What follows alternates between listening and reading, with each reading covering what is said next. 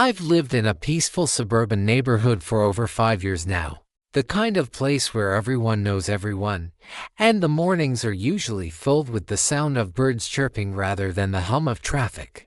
But as much as I love the tranquility, there was one thing I hadn't quite anticipated. The HOA*. Before we continue, please subscribe to the channel and tell us where you are listening. Your support means everything. The HOA, or as I like to call it, the Committee of Neighborhood Dictators, had a strict set of rules. It wasn't just about ensuring our lawns were tidy or that our Christmas lights were taken down in January. No, it went much deeper than that. Everything from the color of our front doors to the type of mulch we used in our gardens was regulated. But despite the many inconveniences, I could deal with it.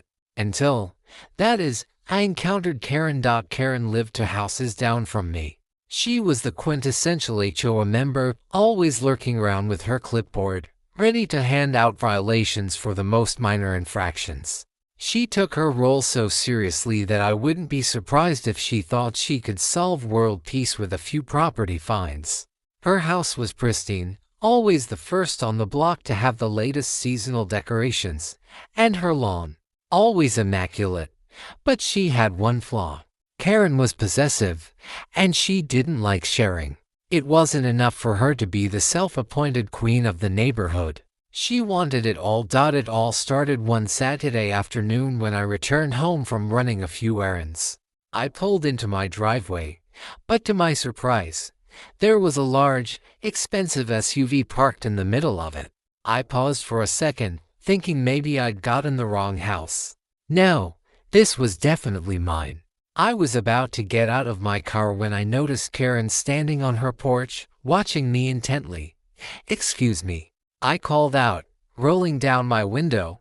She raised an eyebrow. "Oh, I see you've noticed the car," she said with a smile that was anything but friendly.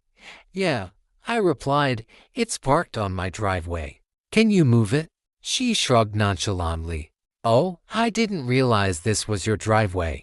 I thought I'd park here since there's no parking anywhere else on the street. It's just for a couple of hours while I do some work in my garage." I clenched my teeth. "It's a driveway, Karen, not a guest parking spot. Move your car." But instead of taking my request seriously, she laughed and said, "You don't mind, do you? It's just a little inconvenience." I tried to stay calm, but this was crossing the line. "Actually, I do mind. Please move it." She didn't budge. "You don't want to make a scene. You know how the HOA can get if they hear about this. I'm sure we can work something out." That was it. I couldn't let her walk all over me any longer, but I had to be smart about it. I wasn't going to escalate things the way she would want. No, I was going to teach her a lesson she would never forget. The next morning, I woke up with a plan. Karen had crossed the line, and now it was my turn to get creative. I started by researching the HOA rules thoroughly. I had a good idea of how these bylaws worked, but I needed something concrete. After some digging, I found a clause in the HOA handbook that stated, "No one may block, occupy, or hinder the use of private property, including driveways, without explicit consent from the homeowner." I wasn't a legal expert, but this felt like a solid start. Armed with this information, I decided to take action. Later that week, I waited for the perfect moment. Karen was out in her yard, tending to her flowers. I walked up to her front door with a folder in hand. "Karen," I called out. She looked up, surprised to see me. "What's this?" she asked, eyeing the folder suspiciously.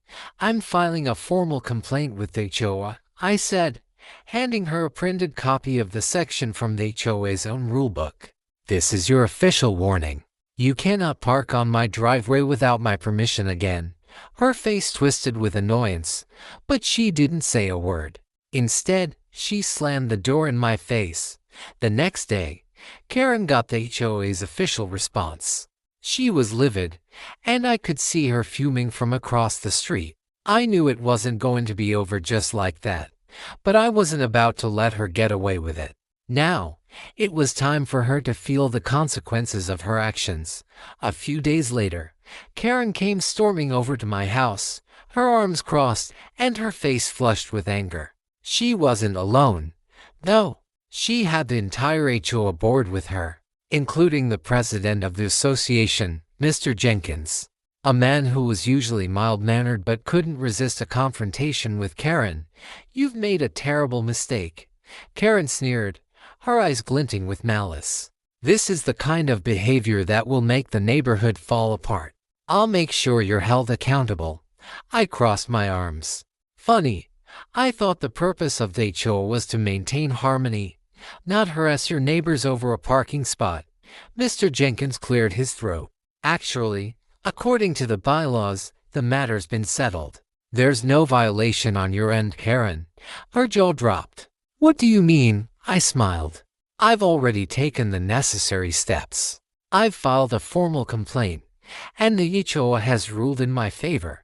The situation's been documented, and you're no longer allowed to park on my property without my consent." Karen's face turned red, but before she could say anything, I dropped the bombshell. "And you've also received your final warning for your repeated violations. One more slip-up, and you're out of the HO altogether." The group stood in stunned silence. Karen, the queen of the HO, was finally getting a taste of her own medicine. She had no way out, and for once, I was the one holding the power. Karen never parked in my driveway again. In fact, after a few weeks, I saw her stop prowling around the neighborhood, clipboard in hand. The HO eventually grew tired of her constant complaints and removed her from her position. She faded into the background, and the neighborhood, once tense under her rule, began to return to normal. I, however, was proud. Not only had I taught Karen a valuable lesson, but I had also stood my ground and made sure that the community stayed united. I knew that sometimes, in order to protect what was right, you had to fight back. And sometimes, the most powerful weapon wasn't anger or force, but the quiet confidence that came with knowing the rules and using them to your advantage. For the first time in months, I could pull into my driveway without a second thought. And, oddly enough, Karen's disappearance from my life brought a sense of peace I hadn't realized I'd been missing.